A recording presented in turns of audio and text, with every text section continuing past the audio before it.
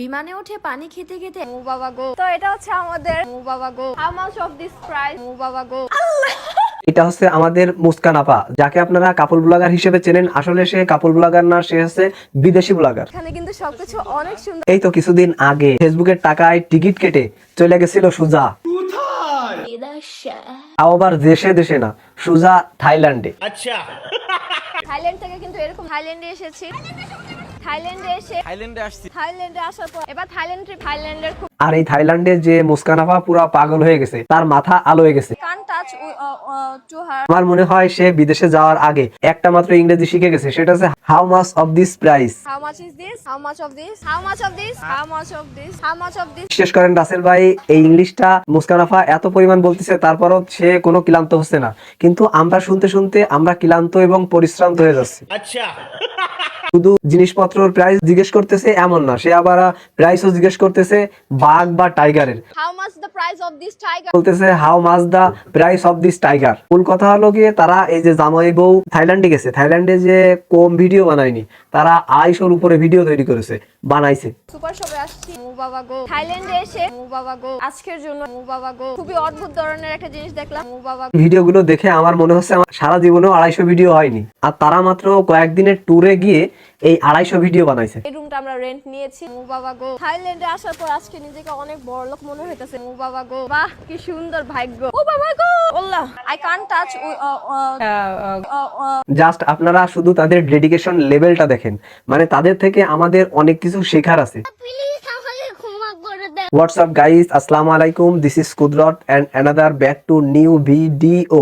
তো বরাবরের মতো আজকেও চলে আসলাম নতুন একটা ভিডিও নিয়ে। একজন বিদেশি ব্লগার মুস্কান আপা, তাকে নিয়ে আজকে কিছু কথা বলবো। তো বেশি কথা না বাড়িয়ে চলুন শুরু করা যাক। তাহলে চলো।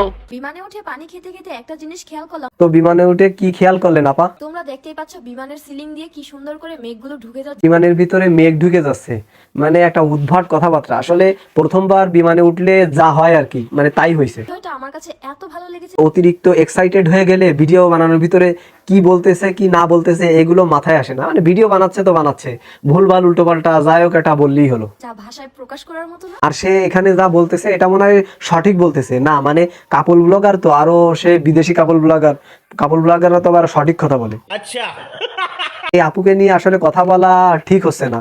না মানে একজন গণ্যমান্য জঘন্য ব্যক্তি, তো মানে তাকে নিয়ে কথা বলার রাইট, তাকে নিয়ে কথা বলার যোগ্যতা আছে বলে মনে হচ্ছে না। কারণ কাপল ব্লগাররা হচ্ছে দেশের সম্পদ, জনগণের সম্পদ, দশের সম্পদ, সবার সম্পদ। অলরেডি আমরা অনেক বেশি লেট করে ফেলছি, তো তাড়াতাড়ি করে ব্যাগের ভিতরে গাড়িগুলো ভরতে হবে। না মানে আপু যা বলেছে ঠিক বলেছে, কারণ কি ওই গাড়িগুলোরে ব্যাগের ভিতরে ভরতে হবে। গাড়ির ভিতরে ব্যাগ ঢুকানোর দরকার নেই, গাড়িগুলো ব্যাগের ভিতরে ঢুকান। তাড়াতাড়ি করে ব্যাগের ভিতরে গাড়িগুলো ভরতে হবে। এই যে কিছুক্ষণ আগে আপনাদের তো বললাম যে বেশি এক্সাইটেড হলে কি বলতে কি বলে এটা আসলে মাথায় থাকে না, বা ভুলভাল যা মনে আসে তাই বলে দেয়। How much is this, how much of this, how much of this, how much of this, how much of this. Couple blogger হলে কি হবে, তারা কলম ইংরেজিতে খুব দক্ষ, ইংরেজি খুব ভালো পারে। আমার মনে হয় মুস্কান আপা ইংলিশে পিএইচডি করেছে, তাই হবে। Can you cook it in front of me? Cooked it. এই জন্য তার যে সুন্দর এবং সঠিক ইংলিশ গুলা, এগুলো হয়তো বিদেশিরা কিছুই বুঝতে পারতেছে না। বাংলাদেশের বর্তমান সরকারকে অনুরোধ, মানে ডক্টর ইউনূস স্যারের কাছেও অনুরোধ থাকলো, মানে এই সমস্ত যারা কাপল ব্লগার আছে বাংলাদেশে, তাদেরকে ধরে একটু শিক্ষিত বানায় দেন, তাহলে তো দেশের ভবিষ্যৎ অন্ধকার দেখতেছি আমি। Make it in front of me by cook. বিশ্বাস করেন ইউনূস কাকা, না হলে এই সমস্ত ব্লগাররা যদি বাইরে যায়, বাইরে গেলে তাদের ইংলিশ কেউ বুঝতে পারে না বিদেশিরা। বুঝতেছে না সে আমার ভাষাটা হয়তো। এত সুন্দর করে ইংলিশ বলে বুঝাচ্ছে, তারপরে বাইরের এই অশিক্ষিতরা কেন এই কাপল ব্লগারের ইংলিশ বুঝতেছে না, মানে এটাই আমার মাথায় আসতেছে না। তবে এদেরকে আরো ভালো করে ইংলিশ বোঝানোর চেষ্টা করেন মুস্কান আপা। আমি বিদেশিদেরকে একটা পরামর্শ দিই, আপনারা হয়তো ভালো করে ইংলিশ শেখেন, আর না হলে শেখার দরকার নেই। বুঝতেছে না সে আমার ভাষাটা। মানে আমাদের দেশের এত ভালো সুন্দর কাপল ব্লগাররা বিদেশে যায় এত সুশৃঙ্খল ভাবে ইংলিশ বলতেছে, তারপরে তোমরা কেন বুঝতে পারতেছো না? তোমরা কি ইংলিশ শিখেছো সারা জীবন ধরে? তোমরা জন্মের পর থেকে কি রোমা ফালাইছো? আমাদের এই সুন্দর কাপল ব্লগারদের ইংলিশ বুঝতে পারতেছো না? Make it in front of me by cook. কারণ ইউনূস কাকার ধারে এইটাই অনুরোধ যে আমাদের দেশের যারা কাপল ব্লগার আছে তারা বিদেশে যায় ইংলিশ বলতেছে, কিন্তু বিদেশিরা ইংলিশ বুঝতেছে না। হয় আমাদের এই ব্লগারদের ইংলিশ ভালো করে শেখান, আর না হলে এদেরকে ইংলিশ শেখানো বাদ দিয়ে দিন, সেটাই মনে হয় ভালো হয়। আচ্ছা, I can't touch. বিশ্বাস করেন এই মুস্কান আফার ইংরেজি শোনার পরে মানে আমি সারা জীবন যে ইংলিশ শিখেছি বা ইংলিশ পারতাম সেটাও আমি ভুলে গেছি। আমি আর কিছু মনে করতে পারতেছি না।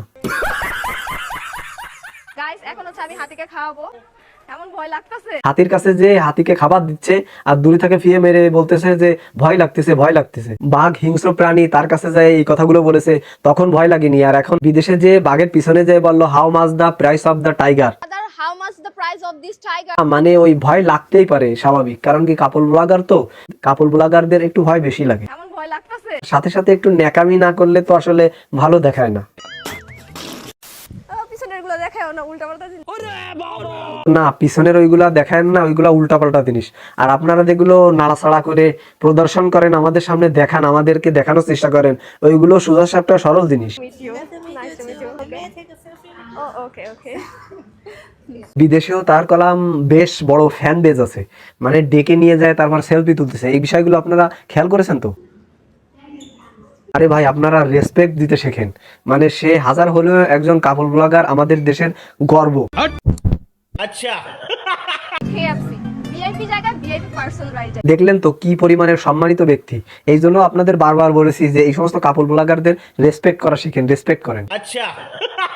যাওয়ার জন্য একটা শিকার ভিতর আল্লাহ বারে এটা লড়তে গেছে। দেখেন মুস্কান আপু, আপনি এইভাবে গ্রামে চাহাতো বোনের মতো পরিচয় দিয়েন না। আপনাকে নিয়ে মেলা বাড়ায় বাড়ায় বলেছি, আপনি এমন কোনো কাজ করেন না যাতে আমার এই কথাগুলো মিথ্যা হয়ে যায়। গাইস, আমরা থাইল্যান্ডে আসছি, দেখেন থাইল্যান্ডের রাস্তায় যাক, একটু হলেও এই ভাইটারে বিবেকবান মনে হচ্ছে। এই যে ক্রোকোডাইল, এগুলো কিন্তু জেনুইন, মানে সত্যিকারের ক্রোকোডাইল না মানে আর কি, সারাদিন বোর ক্যামেরার পিছনে থেকে তো আসলে বোর হয়ে গেছে।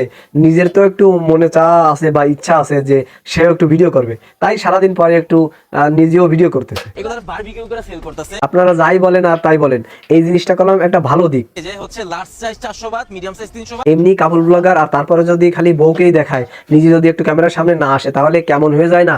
তাই আর কি ভাবলো যে একটু ক্যামেরার সামনে যায়, একটু কথা বলি, একটু ভিডিও করি নিজেকে।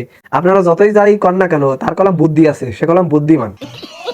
হ্যাঁ, ওই যে আমাদের বিমান চলে আসছে। হ্যাঁ, ফাইনালি বাংলাদেশ যাচ্ছি। যাক, ফাইনালি তাহলে আমাদের আপা আবারও আমাদের দেশে আসতেছে, মানে বাংলাদেশে ফিরতেছে। তাহলে মনে হয় বিদেশে যে যে নির্যাতন করেছে আমাদেরকে, এই নির্যাতনের ভিতরে মনে হয় আমাদের আর থাকতে হবে না। আর এটাও শুনতে হবে না how much of this price. Hello sister, how much for makeup? মানে এই না বললো বাংলাদেশে চলে আসবে, তারপরও আবারও ভিডিও বানাচ্ছে। বাংলাদেশে যার কথা বলেও যে ভিডিওগুলো শুট করতেছে, এইগুলো হয়তো মনে হয় বাংলাদেশে এসে তারপর ছাড়বে।